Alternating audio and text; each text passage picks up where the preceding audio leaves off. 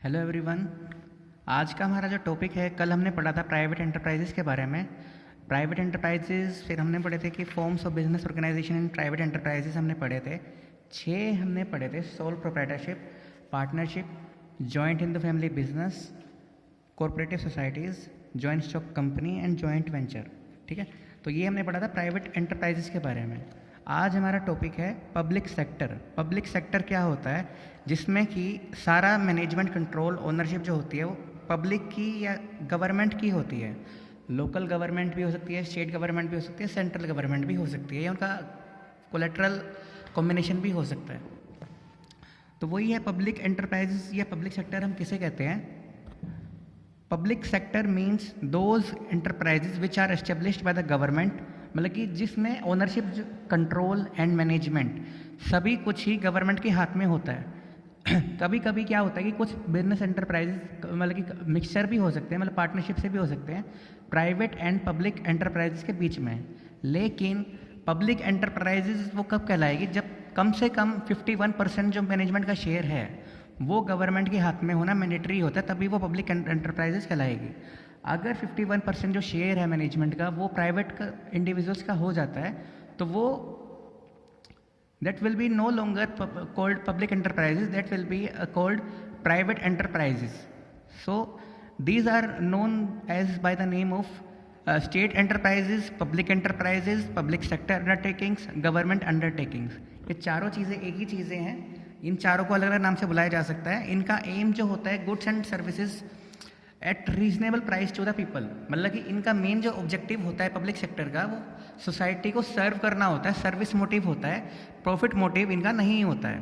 तो ये सर्विसेज और प्रोडक्ट्स जो वो सेल करते हैं मार्केट में रीजनेबल प्राइस पे सेल करते हैं, जिससे कि ज़्यादा प्राइस भी ना आए, ज़्यादा कॉस्ट भी ना आए, और जो कॉमन पब्लिक है वो उसे परचेज कर पाए, जो कि प्राइवेट एंटरप्राइजेस का जो प्रॉफिट मोटिव होता है उससे थोड़ा कवर करने के लिए।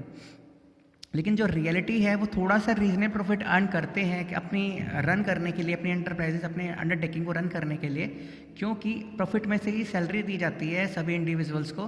तो थोड़ा सा एक मिनिमम, एक रीजनेबल टाइप ऑफ प्रॉफिट जो है ये अंडरटेकिंग्स अर्न करती है, जिससे कि ये रन करे जा सके लॉन्ग टर्म के लिए।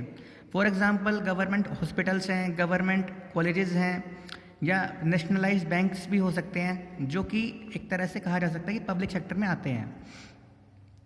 Hence only those government concerns are called public enterprises which undertake economic और बिजनेस एक्टिविटीज़। ये हम फर्स्ट चैप्टर के फर्स्ट पेज पे ही पढ़ चुके कि बिजनेस एक्टिविटीज़ और इकोनॉमिक एक्टिविटीज़ क्या होती हैं।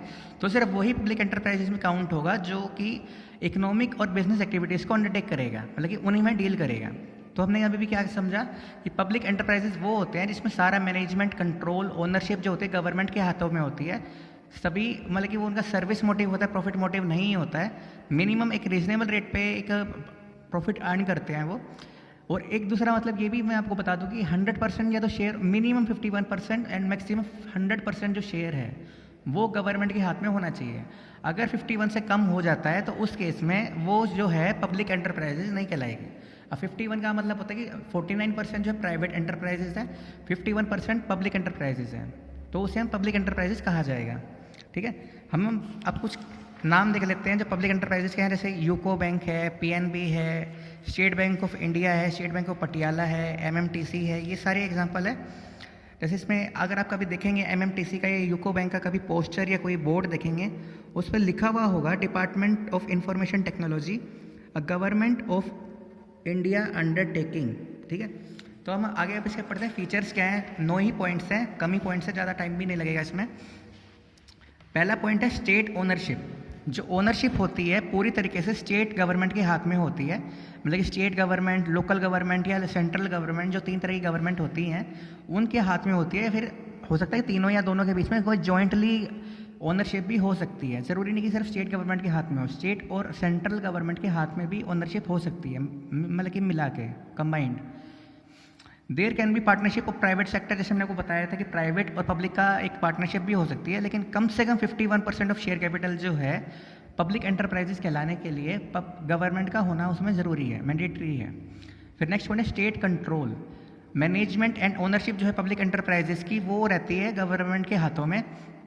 क्योंकि ये एंटरप्राइजेस गवर्नमेंट ही क्रिएट करती है, एस्टेब्लिश करती है। फॉर एग्जांपल जैसे कि पोस्ट एंड टेलीग्राफ सर्विसेज है, उसके लिए डिपार्टमेंट बनाया गया है, पोस्ट एंड टेलीग्राफ डिपार्टमेंट, जो कि मिनिस्ट्री ऑफ कम्युनिकेशन द्वारा चलाया जाता है। तो वैसे ही some enterprises have been left to the care of some independent boards like Bhakra Nangal control board. तो हर एक डिपार्टमेंट के लिए एक बोर्ड बनाया गया है जो इसको डील करता है, जो इसमें डील करता है। जैसे BIFR है, CISR है, कुछ बोर्ड्स बना रखे गवर्नमेंट ने जो इन चीज़ों में डील करते हैं। तो एक तरह से उन स्टेट गवर्नमेंट्स का इन पर कंट्रोल रहता है, इंटरवेंशन रहती है कि अगर कोई मैनेजमेंट करनी है, कोई कंट्रोल करना है एंटरप्राइजेस के बारे में, तो वो इनसे ही जुड़ के होता है। जैसे state post and telegraph department जैसे मैंने आपको बताया, तो मिनिस्ट्री ऑफ कम्युनिकेशन इसको रन करता है, इसको ही मतलब कि गाइडलाइंस वगैरह मॉनिटर करना सब कुछ मिनिस्ट्री ऑफ कम्युनिकेशन के हाथ में रहता है। फिर नेक्स्ट है फाइनेंशियल फ्रीडम। अब फाइनेंशियल फ्रीडम क्या होता है कि जैसे आपको पता है कि एक जो फाइनेंस होता है बिजनेस की बैकबोन होता है, बिना फाइनेंस के कोई भी बिजनेस नहीं चल सकता लंबे टाइम तक या शॉर्ट टाइम तक भी नहीं चल सकता है। तो almost all needs of financial needs of public enterprises are met through the investment of capital by the government. मतलब कि इन पब्लिक एंटरप्राइजेज में गवर्नमेंट ही पैसा इन्वेस्ट करती है। और अब आजकल क्या हो रहा है कि जैसे कि आजकल लिबरल पॉलिसी इंडिया में लॉन्च हो चुकी है 1991 से, तो प्राइवेट या पब्लिक एंटरप्राइजेज जो हैं पब्लिक से ही डायरेक्टली पैसा जनरेट कर सकते हैं by raising a loan, bye issuing securities. कौन कौन सी होती हैं? जैसे शेयर्स हैं, डिबेंचर्स हैं या बॉन्ड्स हैं, इनको इशू करके पब्लिक से पैसा जनरेट किया जा सकता है। Therefore, public and government enterprises mostly get loan and capital from the public to satisfy their financial needs। तो मतलब कि फाइनेंशियल उनके पास फ्रीडम होती है कि वो जो फाइनेंस है वो जनरेट पब्लिक से भी डायरेक्टली कर सकती है, बैंक से भी कर सकती है। ठीक है, 3 पॉइंट्स हो गए। नेक्स्ट है service motive. In public enterprises का जो मोटिव है वो प्रॉफिट मोटिव नहीं होता है, वो प्रॉफिट अर्न करने के लिए ये ओपन नहीं किए जाते हैं, एस्टेब्लिश नहीं किए जाते हैं। जैसे कि प्राइवेट एंटरप्राइजेस जो हैं उनका बेसिकली सिर्फ एक ही मोटिव होता है कि वो प्रॉफिट मोटिव के लिए ही ओपन हुए हैं। अगर प्रॉफिट नहीं होता तो बंद कर देते हैं या फिर अगला कोई नेक्स्ट काम कर लग जाते हैं। लेकिन पब्लिक एंटरप्राइजेस क्या करते हैं, इनका एक ही ऑब्जेक्टिव होता है कि एक minimum rate of profit earn करके सर्विस प्रोवाइड करना एक सोसाइटी को, जिससे society as a whole improve कर सके। ठीक है, फिर नेक्स्ट है पब्लिक अकाउंटेबिलिटी। अब अकाउंटेबिलिटी का मतलब होता है एक तरह से हिंदी में जवाबदेही। जैसे प्राइवेट एंटरप्राइजेस में क्या होता है कि जो बिजनेस हमारा चल रहा है, मान लो कि मैं एक अकेला बिजनेसमैन हूँ या पार्टनरशिप में 2-3 लोग और भी हैं, तो प्राइवेट एंटरप्राइजेस की अकाउंटेबिलिटी बनती है, उसकी जो प्रोग्रेस है उसकी अकाउंटेबिलिटी बनती है सिर्फ उसके ओनर्स के लिए। लेकिन पब्लिक एंटरप्राइजेस में क्या होता है कि गवर्नमेंट एंटरप्राइजेस अकाउंटेबल होती है, गवर्नमेंट को भी अकाउंटेबल है और साथ के साथ पब्लिक को भी अकाउंटेबल है, क्योंकि वो पब्लिक के पैसों से भी बनी है, पब्लिक का भी उसमें पैसा लगा हुआ होता है। तो जो इलेक्टेड रिप्रेजेंटेटिव्स होते हैं, जो डायरेक्टर्स होते हैं, जो उसको रन करते हैं, मैनेजर्स होते हैं, तो वो उसकी सक्सेस और फेलियर को पार्लियामेंट ऑफ इंडिया में क्रिटिसाइज करते हैं कि भाई आपकी इतनी ग्रोथ हुई, आपकी इतनी सेल, अब आपका इतना प्रॉफिट हुआ या लॉस हो गया, तो उसको जो अपोजिशन पार्टी होती है वो पार्लियामेंट में उसको वो क्रिटिसाइज करती है। तो वो एक तरह से कहा जा सकता है कि प्राइवेट एंटरप्राइजेस में सारी अकाउंटेबिलिटी सिर्फ ओनर्स के लिए होती है, पब्लिक एंटरप्राइज में जो अकाउंटेबिलिटी होती है गवर्नमेंट के लिए भी होती है और पब्लिक के लिए भी होती है, मतलब पब्लिक का भी उसमें शेयर है क्योंकि। फिर नेक्स्ट है ब्यूरोक्रेसी इन मैनेजमेंट। अब ब्यूरोक्रेसी का मतलब आपको पता ही है कि क्या होता है कि जैसे कि कई बार होता है ना, ऑफिस में आप जाएंगे कि भाई ये फाइल एक टेबल से दूसरे टेबल तक जाने में जो टाइम डिले होता है जो, उसे हम बोलते हैं ब्यूरोक्रेसी। क्योंकि ब्यूरोक्रेसी का मतलब होता है rules and regulations strictly follow करना। Since the public enterprises are established by the government, their management is run by the administrative officers in accordance with the rules and regulations, as a result of which these decisions often inflexible.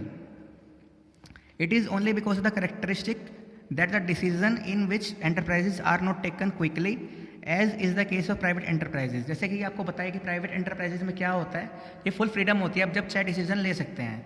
लेकिन private enterprises के case में bureaucracy कुछ ज़्यादा ही होती है, आपको हर चीज़ में rules and regulations follow करने पड़ते हैं, जिससे कि अनड्यू या डिले होता रहता है और इनफ्लेक्सिबल डिसीजंस लिए जाते हैं, जिसकी वजह से इनमें काफ़ी ज़्यादा लॉसेस भी हो जाते हैं डिले होने की वजह से, क्योंकि लॉन्ग प्रोसेस, टाइमली प्रोसेस होता है, टाइम काफ़ी कंज्यूम होता है इसमें। तो अननेसेसरी डिले होने की वजह से इसमें ब्यूरोक्रेसी जो है एक तरह से इसका डिसएडवांटेज भी और फीचर भी है इसका, क्योंकि मैनेजमेंट में ब्यूरोक्रेसी होती है। कभी कभी ऐसा होता है एक डिसीजन लेने में 5-6 महीने भी लग जाते हैं, जब तक कि बहुत काफ़ी लॉस हो चुका होता है। नेक्स्ट पॉइंट है हारमोनियस इंडस्ट्रियल रिलेशंस। क्योंकि जो एटीट्यूड होता है पब्लिक एंटरप्राइजेस का वो थोड़ा सॉफ्ट होता है, हारमोनियस होता है। हारमोनियस का मतलब है पॉजिटिव एटीट्यूड होना, मतलब कोई किसी से झगड़ा नहीं, कोई लड़ाई नहीं, कुछ भी ऐसा नहीं, कोई एटीट्यूड वाला चीज़ नहीं होती है इसमें। तो प्राइवेट एंटरप्राइजेस जो होते हैं उनका एक एटीट्यूड होता है कि भाई हमें सिर्फ प्रॉफिट अर्न करना है और उनका कोई ऑब्जेक्टिव नहीं होता है। लेकिन इन एंटरप्राइजेस की पॉलिसीज़ जो होती है वो एक तरह से एम्प्लॉयज़, कंज्यूमर्स और अल्टीमेटली सोसाइटी के लिए बेनिफिशियल होती है। तो ये फीचर जो है पब्लिक एंटरप्राइजेस का वो एक तरह से इनको हारमोनियस इंडस्ट्रियल रिलेशंस प्रोवाइड करता है। अगर मान लो कि मैं अपने कंज्यूमर्स के लिए, कस्टमर्स के लिए, अपने एम्प्लॉयज़ के लिए ही बेटरमेंट के लिए काम कर रहा हूँ, अपने लिए काम नहीं कर रहा हूँ, तो वो एक और एक्चुअल में ऑफकोर्स मेरे लिए काम करेंगे। अगर मैं सिर्फ अपने लिए काम करूँगा तो वो भी अपने लिए काम करेंगे, क्योंकि बिजनेस का एक फंडा होता है। कहा जाता है कि अगर आप अपने लिए काम कर रहे हो तो आपके एम्प्लॉयज़ भी अपने लिए काम कर रहे हैं, अगर आप उनके लिए काम कर रहे हो तो वो आपके लिए काम करेंगे। तो वही चीज़ है इसमें कि अगर आप जैसे पब्लिक एंटरप्राइजेस में होता है कि अगर आप कंज्यूमर, सोसाइटीज़, एम्प्लॉयज़ के लिए काम कर रहे हैं, पॉलिसीज़ बना रहे हैं जो उनके लिए बेनिफिशियल है, तो वो भी आपके लिए एफिशिएंटली एंड इफेक्टिवली काम करेंगे, जिससे कि आपका भी गोल अचीव हो सकता है, प्रॉफिट अर्न आप कर सकते हो। फिर सेकंड लास्ट पॉइंट है useful for all the sectors. अब पब्लिक सेक्टर जो है कि एक प्राइवेट सिर्फ ओनली पर्टिकुलर सेक्टर को सर्व नहीं करता है, जैसे कि कोई रिच पीपल है, पुअर पीपल है, मिडिल क्लास पीपल है, कोई एक क्लास को सर्व नहीं करता है, ये सभी तरह के लोगों को सर्व करता है। जैसे कि पोस्ट एंड टेलीग्राफ डिपार्टमेंट है तो उससे जैसे कि कोई अगर गरीब है, कोई बिल्कुल किसी के पास पैसे भी नहीं है या थोड़े बहुत पैसे हैं, तो उसके लिए भी सेम है। कोई रिच क्लास है उसके लिए भी सेम ही चीज़ है, सेम ही कॉस्ट आएगी। लेकिन प्राइवेट एंटरप्राइजेस में क्या होता है कि जो मैं एक एग्जांपल दे देता हूँ आपको। मैं 3 साल पहले मैं गोवा गया था, तो वहाँ पे जो चीज़ गरीब के लिए, या मतलब फॉर एग्जांपल मैं बोलना नहीं चाह रहा है, लेकिन इंडियन के लिए जो 30 रुपये की चीज़ थी, वो फॉरनर के लिए वही सेम चीज़ सेम टाइम पे 100 रुपये की बिक रही थी। तो प्राइवेट एंटरप्राइजेस में ये होता है कि अलग अलग क्लास या अलग अलग साइकिल, अलग अलग लोगों को अलग अलग रेट पे सामान बेचा जा सकता है, लेकिन जो चीज़ प्राइवेट पब्लिक सेक्टर में ऐसा नहीं होता है। फिर इसका लास्ट पॉइंट है मोनोपोली इन फ्यू सेक्टर्स। अब मोनोपोली का एक तरह से इकोनॉमिकल टर्म है ये। मोनोपोली का मतलब होता है कंज्यूमर्स बहुत ज़्यादा होते हैं, प्रोड्यूसर सिर्फ एक ही होता है। अगर मान लो कि मुझे आटा खरीदना है और आटा सिर्फ एक ही शॉप पे मिल सकता है और कहीं मिल ही नहीं सकता है, तो वो उसके बदले में कितना भी प्राइस चार्ज करे मुझे देना ही पड़ेगा। अगर मान लो कि उसकी साइड में मेरे पास एक शॉप और भी है, एक ऑप्शन और भी है जहाँ से मैं आटा खरीद सकता हूँ, तो उसको प्राइस कम करना पड़ेगा। लेकिन अगर, क्योंकि मोनोपोली का मतलब होता है कि अगर वो सिर्फ अकेला प्रोड्यूसर है, अकेला ही सेलर है, तो वो जो चाहे प्राइस रख सकता है उसका, कोई भी उसे मना नहीं कर सकता है, क्योंकि मोनोपोली है। अगर हमें सामान खरीदना है तो हमें खरीदना ही पड़ेगा, क्योंकि और कहीं हमें मिल नहीं रहा है। तो पब्लिक एंटरप्राइजेज में दो ही ऐसे सेक्टर्स हैं जहाँ पे मोनोपोली है, जिनका नाम है रेलवेज़, क्योंकि रेलवेज़ भी गवर्नमेंट के हाथ में है, और पोस्ट एंड टेलीग्राफ डिपार्टमेंट, ये भी गवर्नमेंट के हाथ में है। इसमें कोई भी प्राइवेट एंटरप्राइजेज का कोई रोल नहीं है, क्योंकि इनमें इतना प्रॉफिट अर्न नहीं होता है। तो इसकी वजह से ये प्राइवेट एंटरप्राइजेस को, प्राइवेट सेक्टर्स को अट्रैक्ट नहीं कर पा रहे हैं, क्योंकि उनका इंटरेस्ट नहीं बन पा रहा है, क्योंकि उनको ये दिख रहा है कि इनमें कोई इतना प्रॉफिट नहीं है, कॉस्ट थोड़ी ज़्यादा आती है। क्योंकि जैसे आपको पता है कि रेलवेज़ में क्या होता है, रेलवे की टिकट कितने की होती है, 100, 150 या 500 तक की, या 1000 तक की भी हो सकती है अगर बहुत दूर जाना है तो आपको। लेकिन अगर यही चीज़ प्राइवेट सेक्टर के अंडर होती तो आप अंदाज़ा लगा सकते हैं कि क्वालिटी भी इंप्रूव होती, माना जा सकता है, लेकिन काफ़ी सारा प्राइस भी काफ़ी चेंज हो गया होता। शायद हो सकता है कि आपको जो आज 1000 की टिकट है वो आपको 5000 की पे करनी पड़ती। नो डाउट क्वालिटी इंप्रूव हो चुकी होती, काफ़ी कुछ हो चुका होता, लेकिन ये दो सेक्टर्स में गवर्नमेंट की मोनोपोली है। लेकिन उस केस में भी वो मोनोपोली का जो मिसयूज़ होता है वो गवर्नमेंट नहीं उठा रही है। तो ये था हमारा आज का topic, public sector and features of public sector. ठीक है, ये थोड़ा आप ध्यान से पढ़ भी लेना, और कोई डाउट हो तो मुझसे पूछ भी लेना। और शनिवार को, जैसे आपको पता ही है कि क्या होता है, इस शनिवार को 4 बजे आपकी कॉन्फ्रेंस कॉल भी रहेगी, जिसमें आपके सारे डाउट्स कवर भी किए जाएंगे। कल हम करेंगे forms of public sector enterprises. Daily का हम एक ही करेंगे क्योंकि थोड़ा बड़ा टॉपिक है होता है ये। जैसे कल हम पढ़ेंगे डिपार्टमेंटल अंडरटेकिंग, उसके फीचर्स, एडवांटेजेस एंड डिसएडवांटेजेस। बस कल हम इतना ही करेंगे। फिर हम नेक्स्ट करेंगे, परसों करेंगे पब्लिक कॉरपोरेशन। फिर उसके हम पढ़ेंगे फीचर्स, एडवांटेजेस एंड डिसएडवांटेजेस। फिर उससे अगले दिन करेंगे हम government companies, features, advantages, disadvantages. फिर नेक्स्ट आएगा हमारा एमएनसीज, जो इस चैप्टर का हमारा लास्ट टॉपिक रहेगा। एमएनसीज में भी सेम चीज़ है, एमएनसी थोड़ा आपको इंटरेस्टिंग भी लगेगा। एमएनसीज में हम क्या करेंगे, एमएनसी की डेफिनेशन, मीनिंग, फीचर्स, उसका इवैल्यूएशन मतलब कि एडवांटेजेस डिसएडवांटेजेस, और इसी के साथ में ये चैप्टर जो है आपका पूरा हो जाएगा, क्योंकि joint ventures, benefits of joint ventures वगैरह जो है, या पब्लिक प्राइवेट ओनर पार्टनरशिप जो है, ये आपके सिलेबस से काट दी गई है, तो ये आपको नहीं करना है।